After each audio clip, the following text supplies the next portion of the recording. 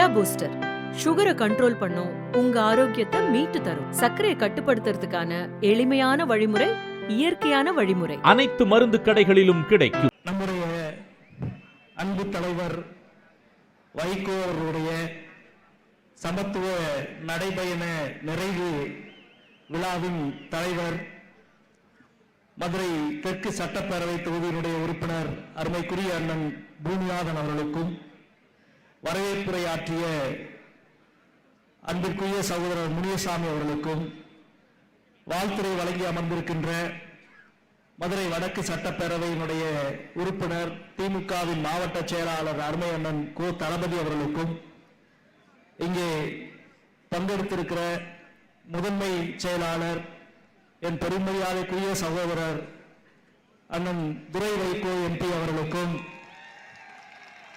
சிறப்புரையாற்றுவதற்காக வருகை தந்திருக்கின்ற நம்முடைய புரட்சி கலைஞர் அண்ணன் சத்யராஜ் அவர்களுக்கும், எங்கள் பேரன்பிற்குரிய கவிப்பேரரசு அண்ணன் வைரமுத்து அவர்களுக்கும், நன்றியுரை ஆற்ற இருக்கின்ற திரு சுப்பையா அவர்களுக்கும், நிறைவாக இங்கே நிறைவுரை ஆற்ற இருக்கின்ற நம்முடைய பெருமரியாதைக்குரிய தலைவர் வைகோ அவர்களுக்கும், இங்கே திரளாக கூடியிருக்கிற உங்கள் அத்தனை பேருக்கும் என் அன்பான வணக்கத்தை தெரிவித்துக் கொள்கிறேன். 1990 ஆண்டு கல்லூரி காலத்தில் அண்ணாமலை பல்கலைக்கழகத்தில் மாநில அளவில் நடந்த பேச்சு போட்டியில் இறுதி சுற்றுக்காக மதுரையிலே இருந்து தேர்வு செய்யப்பட்டு நான் போயிருந்தேன். ஒவ்வொரு பேசுவதற்கு முன்பு குலுக்குச்சீட்டிலே இருந்து ஒரு பெயர் எடுக்க வேண்டும். அது எந்த பெயர் வருகிறதோ அந்த தலைவர் எப்படி பேசுகிறாரோ அதே போல பேச வேண்டும். அதாவது பல குரலில் இல்ல, கருத்தில் பேசி முடித்த பிறகு அவரிடம் கேள்வி கேட்கப்படும். அந்த தலைவர் எந்த தன்மையில் அதற்கு பதில் சொல்லுகிறாரோ அப்படி பதில் சொல்ல வேண்டும். எனக்கு முன்னால் பேச போன மாணவர் சென்னையிலே பச்சையப்பன் கல்லூரி மாணவர், அவருக்கு வந்த அந்த பெயர் ஜவஹர்லால் நெஹ்ரு என்று வந்தது. மிகச்சிறப்பாக அவரை ஜவஹர்லால் நெஹ்ரு போல பேசிவிட்டு கேள்வி பதிலுக்கு பதில் சொல்லிவிட்டு அமர்ந்தார். நான் சர்வதேசிய தலைவர்கள், தேசிய தலைவர்கள் யாரெல்லாம் பெயர் வருமோ என்று யோசித்து பதட்டத்தில் மேடைக்கு போனேன். போய் குலுக்குச்சீட்டை எடுத்தேன். எனக்கு வந்த பெயர் வைகோ. பேசுவதற்கு முன்பே முடிவெடுத்து விட்டேன், முதல் பரிசு எனக்குத்தான் என்று.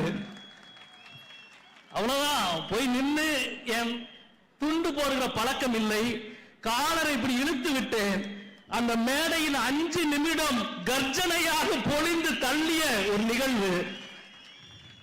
அன்றிலிருந்து ஏறக்குறைய 36 வருடம் கழித்து இப்பொழுது அவர் ஆற்றப் போகிற அந்த உரை வரை ஒரு உரைக்கு முதுகெலும்பாக இருக்கிற அரசியல் தெளிவும் திறனும் உணர்ச்சியும் இருக்கிற ஒரு பேச்சாளர், ஒரு தலைவர், ஒரு கலைஞர் அன்புக்குரிய அண்ணன் வைகோ அவர்கள்.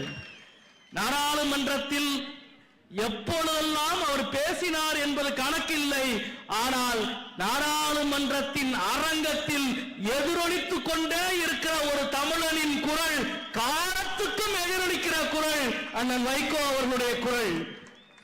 நாங்கள் எல்லாம் இன்றைக்கு நாடாளுமன்றத்தில் பேசுகிறோம். பேசிவிட்டு வெளியிலே மைய மண்டபத்திற்குள்ளே வருகிற பொழுது அவர் அங்கே இருக்கிற அந்த தேநீர் சாப்பிட்டுட்டு உட்கார்ந்து இருப்பார். ஹெட் மாஸ்டர் கடந்து போகிற ஸ்டூடெண்ட் போலதான் நான் போவேன், என்ன சொல்ல போறாரோ அப்படி என்று. அவர் தேநீரை குடித்து விட்டு நல்லா பேச இன்னைக்கு என்று அவர் சொன்ன அந்த முதல் ஞாபகம், போன நாடாளுமன்றத்தில் 17வது நாடாளுமன்றத்தில் பேசிவிட்டு வெளியிலே வந்த பிறகு முதலில் வைகோ அவர்களால் நாடாளுமன்றத்தில் நீ நன்றாக பேசினாய் என்று சான்றிதழ் பெற்ற நாள் என் வாழ்வின் மிக முக்கியமான ஒரு நாள். அது புகழ்ச்சி அல்ல. அதாவது எந்த சமரசமும் செய்யாமல் இருக்கிற தமிழாசிரியர் இருக்கான்ல, அவன் அந்த தமிழாசிரியரிடம் பேப்பரில், பத்திரிகையில், பரீட்சையில் பாஸ் ஆவது சாதாரண விஷயம் அல்ல.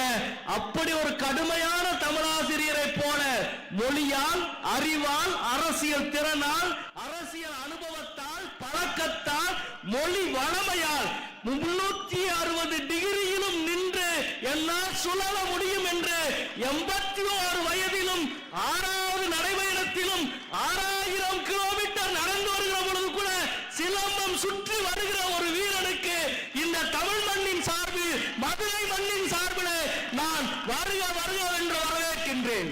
இது வெறும் நடைபயணம் அல்ல, நடைபயணத்தின் மூலம் மக்களின் மனசாட்சியை தொட்டு எழுப்புவது. 82வது வயதில் ஒரு மனிதர் நடக்கிறார். ஏன் நடக்கிறார்? சமத்துவத்துக்காக நடக்கிறார், சமத்துவ நடைபயணத்துக்காக நடக்கிறார். தமிழ் மண்ணில், மதுரை மண்ணில் தமிழ் மண்ணினுடைய சமத்துவத்தை, சகோதரத்துவத்தை, மத நல்லிணக்கத்தை கெடுக்கிற இந்த அரசியலுக்கு எதிராக சமரசமின்றி வாழ்க்கை முழுவதும் இருந்த ஒரு தலைவனின் நடைபயணம் வெற்றி பெறட்டும், வெற்றி பெறட்டும் என்று மார்க்சிஸ்ட் கம்யூனிஸ்ட் கட்சியின் சார்பில் வாழ்க்கை அமைகின்றேன். நன்றி, வணக்கம் நண்பர்களே.